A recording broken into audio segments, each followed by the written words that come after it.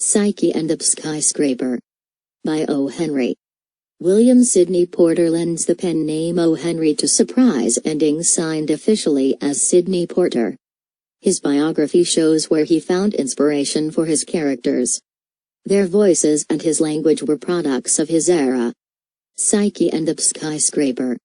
If you are a philosopher, you can do this thing. You can go to the top of a high building, look down upon your fellow men 300 feet below, and despise them as insects.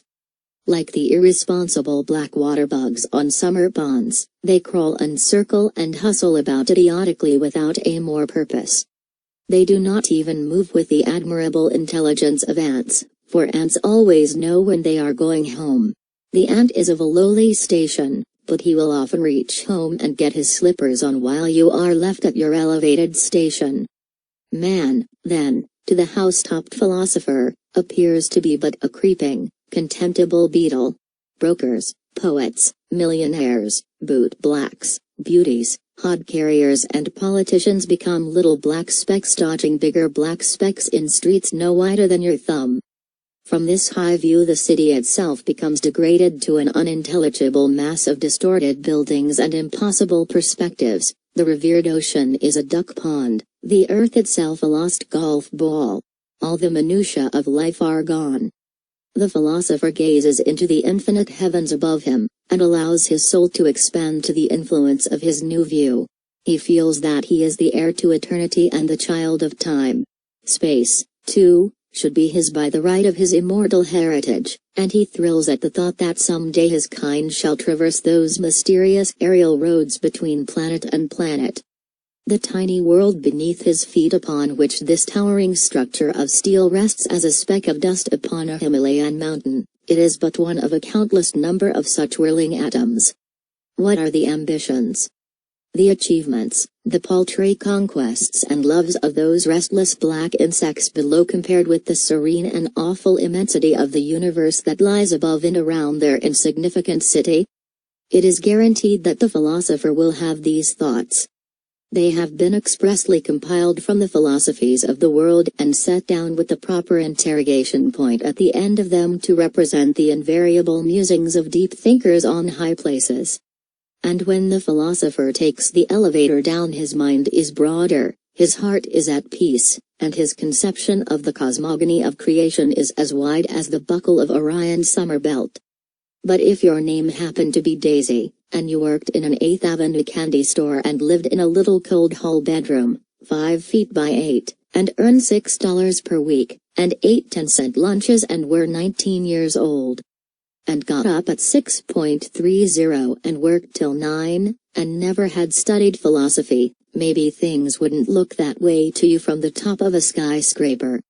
Two sighed for the hand of Daisy, the unphilosophical. One was Joe, who kept the smallest store in New York.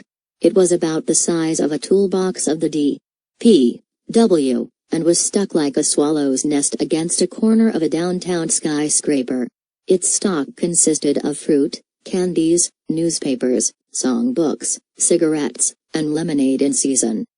When stern winter shook his congealed locks and Joe had to move himself and the fruit inside, there was exactly room in the store for the proprietor, his wares, a stove the size of a vinegar cruet, and one customer. Joe was not of the nation that keeps us forever in a furor with fugues and fruit.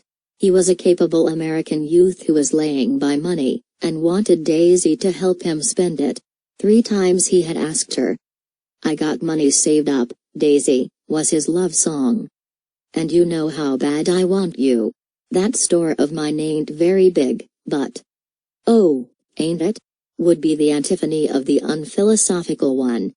"Why, I heard Wanamaker's was trying to get you to sublet part of your floor space to them for next year." Daisy passed Joe's corner every morning and evening.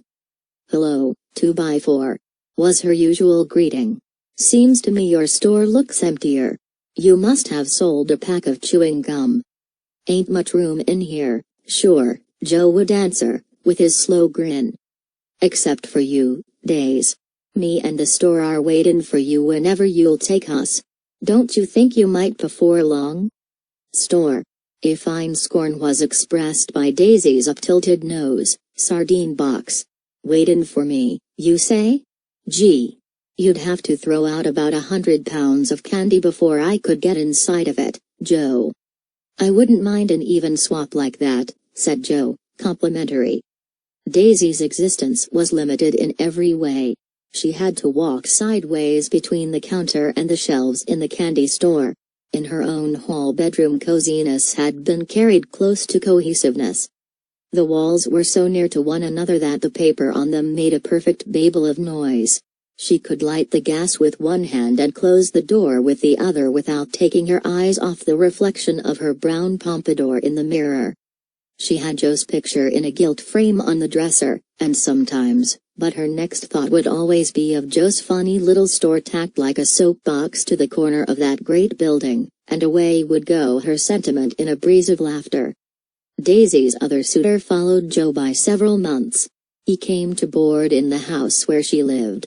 His name was Dabster, and he was a philosopher. Though young, attainments stood out upon him like continental labels on a PSYCHE N.J. suitcase. Knowledge he had kidnapped from cyclopedias and handbooks of useful information, but as for wisdom, when she passed he was left sniffling in the road without so much as the number of her motor car. He could and would tell you the proportion of water and muscle-making properties of peas and veal, the shortest verse in the Bible, the number of pounds of shingle nails required to fasten 256 shingles laid 4 inches to the weather, the population of Kankakee, 3. The theories of Spinoza, the name of Mr. H. McKay Twombly's second hall footman, the length of the Hoosac Tunnel, the best time to set a hen, the salary of the railway post office messenger between Driftwood and Red Bank Furnace, Pennsylvania. And the number of bones in the foreleg of a cat. The weight of learning was no handicap to Dabster. His statistics were the sprigs of parsley with which he garnished the feast of small talk that he would set before you if he conceived that to be your taste. And again he used them as breastworks in foraging at the boarding house, firing at you a volley of figures concerning the weight of a lineal foot of bar iron 5 into 2 and 3 by 4 inches. And the average annual rainfall at Fort Snelling, Minnesota. He would transfix with his fork the best piece of chicken on the dish while you were trying to rally sufficiently to ask him weakly, why does a hen cross the road? Thus, brightly armed, and further equipped with a measure of good looks, of a hair-oily, shopping district at 3 in the afternoon kind, it seems that Joe, of the Lilliputian Emporium, had a rival worthy of his steel. But Joe carried no steel. There wouldn't have been room in his store to draw it if he had. One Saturday afternoon, about 4 o'clock, Daisy and Mr. Dabster stopped before Joe's booth.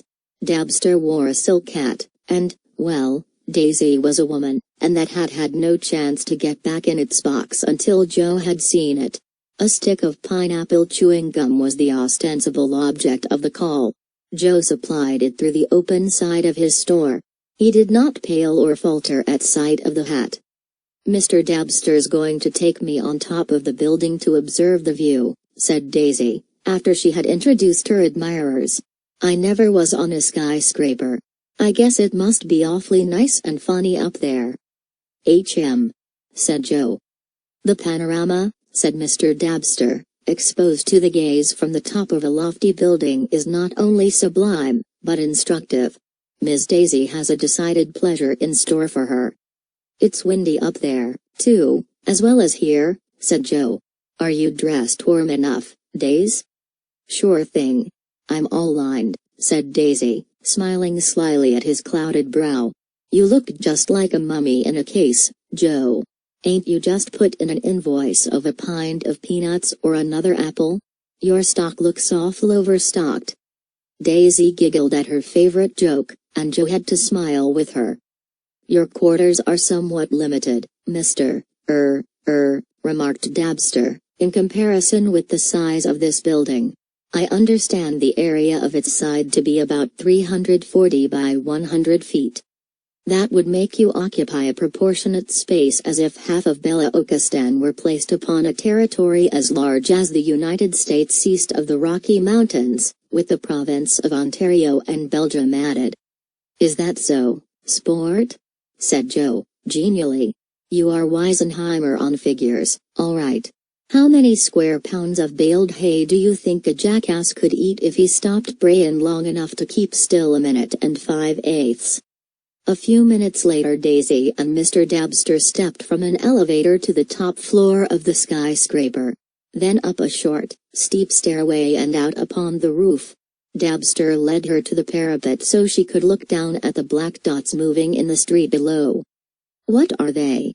she asked, trembling. She had never been on a height like this before. And then Dabster must needs play the philosopher on the tower, and conduct her soul forth to meet the immensity of space. "Bipeds," he said, solemnly. "See what they become even at the small elevation of 340 feet, mere crawling insects going to and fro at random." "Oh, they ain't anything of the kind," exclaimed Daisy, suddenly. "They're folks. I saw an automobile. Oh, gee. Are we that high up?" "Walk over this way," said Dabster. He showed her the great city lying like an orderly array of toys far below, starred here and there, early as it was, by the first beacon lights of the winter afternoon. And then the bay and sea to the south and east vanishing mysteriously into the sky. "I don't like it," declared Daisy, with troubled blue eyes. "Say we go down." But the philosopher was not to be denied his opportunity. He would let her behold the grandeur of his mind, the half-Nelson he had on the infinite, and the memory he had for statistics.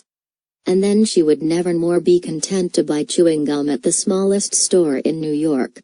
And so he began to prate of the smallness of human affairs, and how that even so slight a removal from earth made man and his works look like 1/10 part of a dollar thrice computed. And that one should consider the sidereal system and the maxims of Epictetus and be comforted. "You don't carry me with you," said Daisy. "Say, I think it's awful to be up so high that folks look like fleas. One of them we saw might have been Joe. Why, Jiminy. We might as well be in New Jersey. Say, I'm afraid up here." The philosopher smiled fatuously. "The earth," said he, "is itself only as a grain of wheat in space. Look up there." Daisy gazed upward apprehensively. The short day was spent and the stars were coming out above. "Yonder star," said Dabster, "is Venus, the evening star. She is 66 million miles from the sun." "Fudge," said Daisy, with a brief flash of spirit. "Where do you think I come from? Brooklyn? Susie Price, in our store. Her brother sent her a ticket to go to San Francisco. That's only 3,000 miles. The philosopher smiled indulgently. "Our world," he said, "is 91 million miles from the sun. There are 18 stars of the first magnitude that are 211,000 times further from us than the sun is. If one of them should be extinguished it would be 3 years before we would see its light go out. There are 6,000 stars of the sixth magnitude. It takes 36 years for the light of one of them to reach the Earth. With an 18-foot telescope we can see 43 million stars, including those of the 13th magnitude, whose light takes 2,700 years to reach us. Each of these stars—" "You're lying," cried Daisy, angrily. "You're trying to scare me. And you have. I want to go down." She stamped her foot. "Arcturus," began the philosopher, soothingly, but he was interrupted by a demonstration out of the vastness of the nature that he was endeavoring to portray with his memory instead of his heart. For to the heart expounder of nature the stars were set in the firmament expressly to give soft light to lovers wandering happily beneath them, and if you stand tiptoe some September night with your sweetheart on your arm you can almost touch them with your hand. 3 years for their light to reach us, indeed. Out of the west leaped a meteor, lighting the roof of the skyscraper almost to midday. Its fiery parabola was limned against the sky toward the east. It hissed as it went, and Daisy screamed. "Take me down," she cried, vehemently, you mental arithmetic." Dabster got her to the elevator, and inside of it. She was wild-eyed, and she shuddered when the express made its debilitating drop. Outside the revolving door of the skyscraper, the philosopher lost her. She vanished, and he stood, bewildered, without figures or statistics to aid him. Joe had a lull in trade, and by squirming among his stock succeeded in lighting a cigarette and getting one cold foot against the attenuated stove. The door was burst open, and Daisy, laughing, crying, scattering fruit and candies, tumbled into his arms. "Oh, Joe, I've been up on the skyscraper. Ain't it cozy and warm and home-like in here? I'm ready for you, Joe, whenever you want me." End of the story. Thanks.